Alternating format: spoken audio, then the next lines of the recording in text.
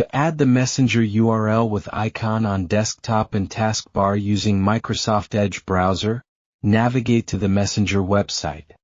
Click the three-dot menu in the top right corner of the browser window.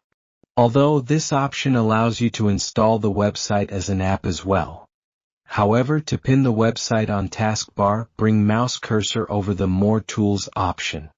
From there, you can choose Pin to Taskbar option. Click Yes on the pop-up dialog. The website shortcut will be instantly added to taskbar on the bottom of desktop screen.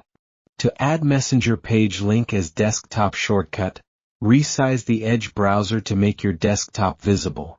Then drag the security icon in address bar and drop it on your desktop.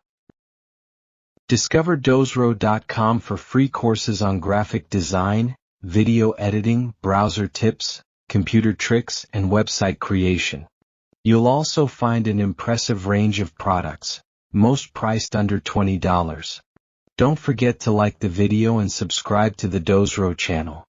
Thank you for watching.